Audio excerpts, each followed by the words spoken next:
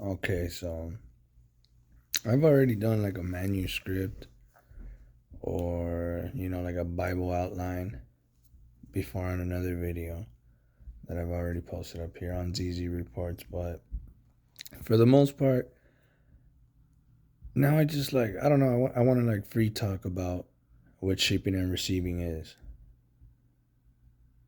Shipping and receiving is the underground world of logistics. This is a TV show or a book that I want to develop, um, that I have really been coming up with at least for the past, I don't know,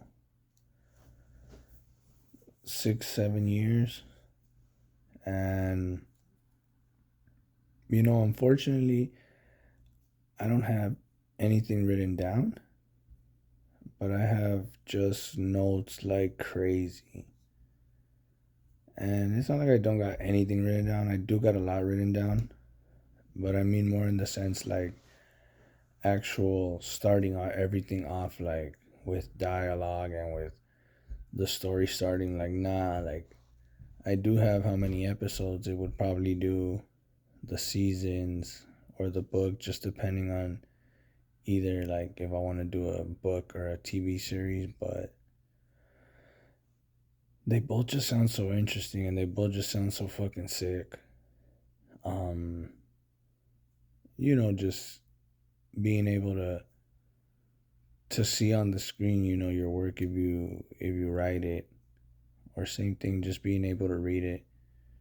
Um, I've never really been all that good to just at certain things. I guess you can say right, but I mean, I've attempted doing a couple of scenes, like writing it down with dialogue and everything, but honestly, it is a little harder than it looks. It is a lot harder than it looks. Um, and so it's just sitting down and actually writing. But shipping and receiving is a series that's going to be about a group of people that start up a traveling third party logistics company. Will and Steve are going to bring a group of 5 people out, and they're going to bring them out on January 3rd, 2003, out to Toledo, Ohio, and they're going to bring them out for the next 11 months up until December of 2003. The purpose for bringing them over is he's going to start collecting data on seeing how fast people can unload containers and unload trailers by hand, on machinery, on different types of machinery. And he's going to show them the process of how to manage a warehouse. He's going to bring them in and he's going to pay them all in cash. So essentially, they're going to be breaking the law right off the bat. They're not going to be, documented workers with any payroll or anything like that. They're just going to come in and he's going to pay them in cash, and they're all going to sit down and talk about what the plan is. Even though once they get there, they already uh, have a small idea. Steve basically goes to talk to these 5 people individually, 2 brothers, a pair of siblings, and another young lady, and he's basically gonna bring them all out to work.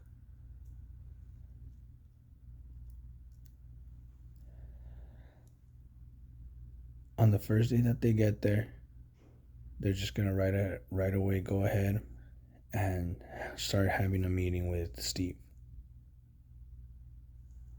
You know, and he's gonna basically lay it all down for them.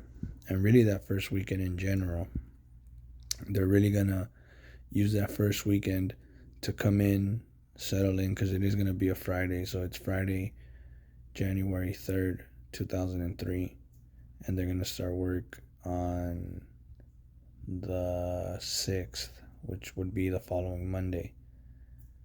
And the reason they're bringing them in, a couple of days ahead of schedule is so in their mind this is going to be the correct way. Everything has a reason when it comes to this, because this is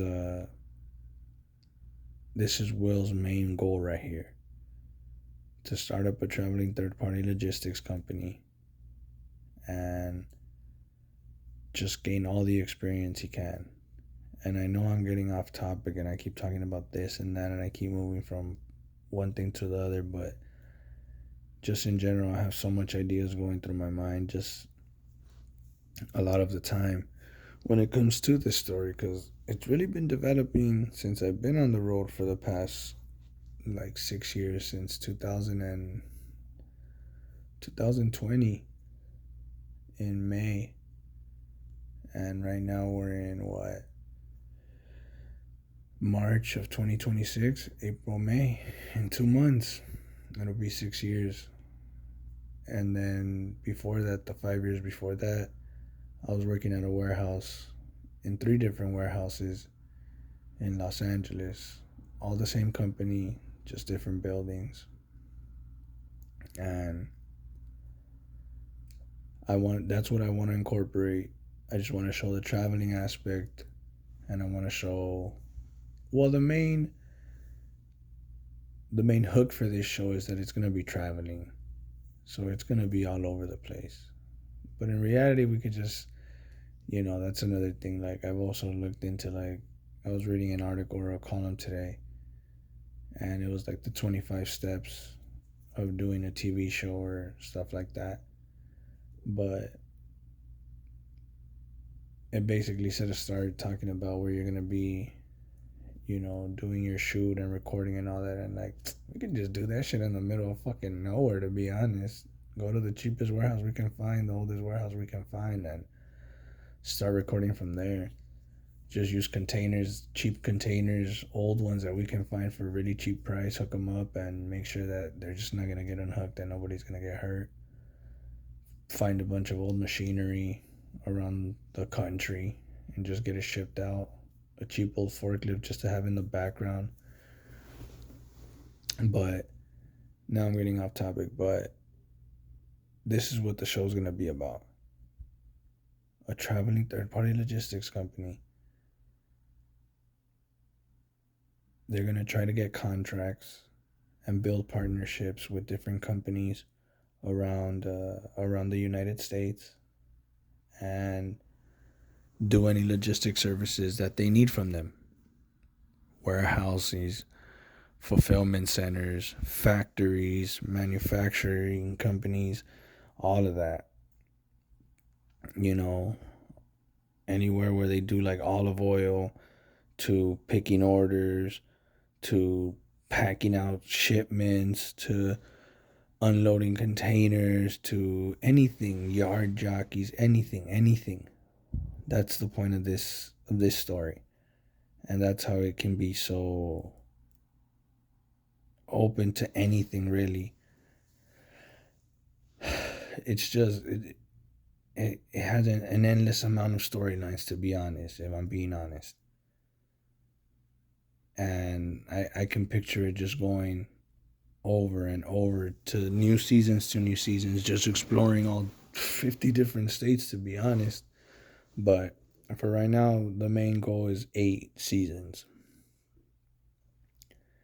Each season is going to have their own, storyline, obviously, and going to be developing, because season 1 is going to be strictly about bringing them in to train. So Will and Steve are going to bring in these 5 people to train. And like I said, gather data. That way, with this data that they're gathering from seeing the way these people work, seeing how fast they unload containers, how fast they can pick orders, how fast they can just do different things, that's what's going to make them stand out from other companies. Will and Steve are going to show up to big companies and corporations and say, look, these are the type of people we can bring you. They're going to be unloading these containers at this time, at this rate, because we're going to be paying them this much by performance or by the containers they unload. And that's the main thing. Any way to stand out. And this is why they want to bring them in season 1. That way they can start training them on what they're going to do once they go out there in season 2 and they get their first contract, the way they should act, the way the knowledge they should already know as far as the unloading process, the wrapping process, the put away process, everything, every single thing. This is the way they're going to stand out. Even if they start with a small contract in season 2 about only bringing 5 people to unload containers by hand, make those 5 people stand out with the knowledge that they know, have them talk to managers, have them talk to supervisors, and let them speak the language of warehousing. Then this is going to grab their attention and be like, hey, you guys know a lot about warehousing. And they're going to be like, yeah, like we're in this company. This is the knowledge that we know. We know how to run these systems and we know how to do this. And that's the way you start building up a partnership for reals. It's going to show all of that. It's going to show negotiations about bringing in more people to work, about getting local people to work, making it a core site, a local site. And now you got real negotiations to make this company, make their company be there for 10 years, sign a 10-year contract, sign a 5-year contract, that they're going to be in charge of the unloading process. Then these 5 people in season 3 move on to the next state after they have that unlock. Then they're going to go do this somewhere else. Then the same thing for season 4, but there's a lot of different ideas I have for each season. But this is what shipping and receiving is going to be about.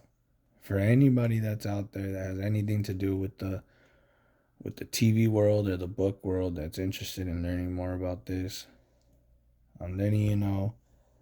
I'm going to try my best to do this all on my own, but at the same time, I know it's kind of difficult, and I really don't have I don't want to say the time, because right now I do, but this idea that I have has just been, stewing up in my mind for a long time. And I know sitting down, because I got the first 13 episodes for season 1. Then season 2, like I got everything planned out for season 2, everything planned out for season 3. It's really just sitting down and writing this now, but unfortunately, like right now I don't have the time, because I know it's going to take a lot. And I'd rather do these audio recordings and talk about it. And I don't know, try to see if anybody can help me out with this, or see what would be the easiest way to start getting this developed. Like I said, I have a bunch of ideas, a bunch of different storylines, just a bunch of different things going on with this show. And I think it'll be a good idea for TV, to be honest. I would want it to be something like Pawn Stars, or Ridiculousness, or what else? Harry Potter, in a sense. I just want it running on TV all day. I think it could be a show where people can just be watching it all day long. Different episodes, just different all the time, And I know for sure I can make it work. It's just like, damn, I think I got a little too much sometimes of storylines, if I'm being honest, because season 1 is pretty good up in my head. I just, not pretty good for most of the story, but it's kind of hard getting into a couple of the other characters, but it shouldn't be a problem, being able to write for them. It's just more of the sense of the idea that I want to get out right now, and especially with the world of logistics, the underground world of logistics, because nobody sees what goes on behind the scenes. You know, all the stuff that goes on, and there's a lot of theft going on, a lot of drug use, a lot of bullshit. And you know what? I'm not gonna lie. Like, I was right there with all that shit, in the sense with the drugs and stuff like that. I've seen people that steal. I've seen managers that steal, supervisors that steal. It just is what it fucking is, at different companies. And it's just, I mean, hey, what do you want me to do? I'm just there to work, you know? And, you know, I just, I'm not trying to burn anybody out. I just want to make a TV series out of this. And like I said, mostly not to burn anybody out. I really don't give a fuck when it comes to that sense. I just want to show what I've been through in the world of logistics, the way it's blessed me, the way it's helped me. Thankfully, I've never been without work up to right now, and I really thank the company that I'm with. And then again, for them giving me this experience to be able to do this. I've been out on the road working for 6 years, working in different states, working in just different, cities, and it's been good. It's been a blessing, and that's what I'm saying. I've just seen so much funny ass shit, so much crazy ass stories. It's just shit from fucking homeboys breaking managers' fucking windows to homeboys driving some fucking Latino homeboys, my Hispanic people. I mean, I'm Hispanic myself too, I'm Mexican, but them driving them, like, committing to driving them 10 hours for some money, and then an hour into the ride, they're like, nah, hell no, I'm not doing this. 10 hours going, 10 hours coming back, like, fuck this. I've seen people that drop pallets from the top, from the top of the racks all the way down to the bottom. And I'm not saying it in a funny sense. It's fucked up. I've seen people that break their legs on 4th of July. I've seen people that get their cars, their rentals stolen, because they bring some chick over, and, the chick somehow steals it. I've just seen a bunch of crazy ass shit, Homeboy Chivito running a car into the fucking hotel, and then he has to pay the hotel. That way he won't lose his job. Like, just some crazy ass shit. Funny ass shit, And like I said, it's just, I want to, and then more than anything, it's not even really about that either. It's about the people that are going to be in the show as well. The 5 people that they bring in. It's going to be 4 Latinos. 2 of them, the siblings, are living in Mexico. The 2 brothers are from Los Angeles. And then the other homegirl, she's gonna be from Vegas. So it's just, they're all gonna be different. Where I want to show the Mexican culture, the days of the '90s. Since this show's gonna be in 2003, the days of El Parral, the days of El Farallón, La Zona Rosa. I really want to bring Mexican culture into this.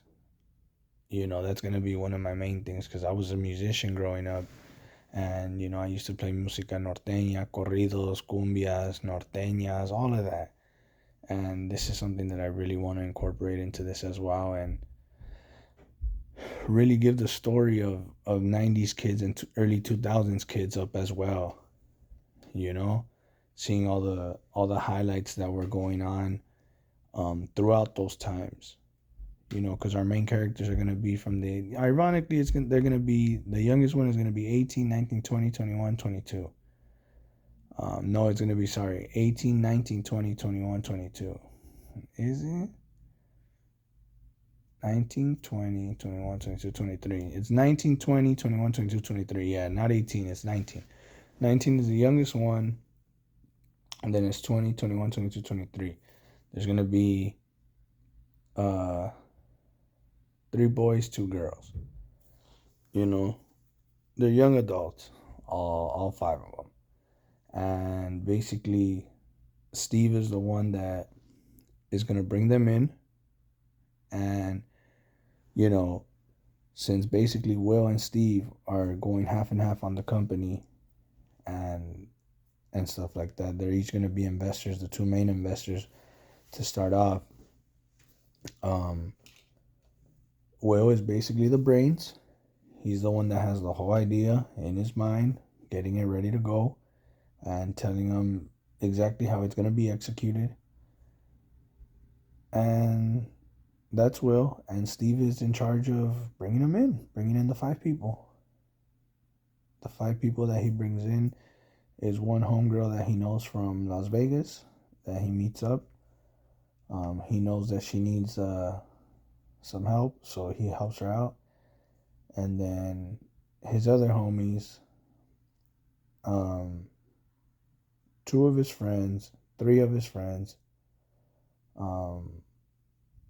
Javi, Moy, and Juan, they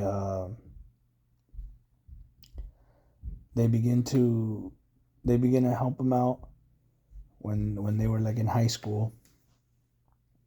And for him helping him out, basically he gets his brothers involved and his cousins. So the brothers and the cousins are gonna be the other 4 people that come along with the other girl from Las Vegas. But for the most part, this is what I want to show. You know, how basically since Moy, Juan, and Javi helped out Steve when they were in high school back in the days, now he's gonna help their family and return the favor. You know, and this is all gonna be just stuff that I grew up along with, you know? Just different stories that I grew up along with, and hopefully it catches a trend, you know, because I would really like to see the world of logistics and the warehouse workers just in general put a light on them. You know, we deserve praise too. Like, you know, I've been doing this for the past 11 years, picking boxes, receiving loads, putting away, replenishing, and I feel like I've been doing a good job, and I feel like I've met a lot of great people that are also doing a good job. And, you know, essential workers, you know, they deserve all the praise in the world as well, just like anybody else, just like the biggest rock stars in the world, just like the biggest athletes in the world. You know, because I mean, I've heard it before. They're industrial athletes, you know. They're working 10, 12, 15 hours picking boxes, replanning, unloading containers, the yard jockeys. The managers got to walk around 20,000 steps, right? Unless they got like a bike or what do you call it, like a golf cart. But you get what I'm saying. You get what I'm saying. I want to put the warehouse workers on the map and make it be cool to be a warehouse worker. Because it is. Sometimes it's not the best job, but you know what? I'm blessed for it. And, you know, I'm happy to learn about this industry. If you've seen all my other videos, I'm happy to just learn everything I can. But I also want to do this, you know, because also it would be cool, you know, to write a book or do a TV series. So, like I said, this is just one pitch for anybody that's right there chilling for the night or for the morning or just through life kicking it, and they happen to find this video. Anybody out there in the TV world or book world, shipping and receiving, the underground world of logistics. Don't forget the name. I know what I'm telling you.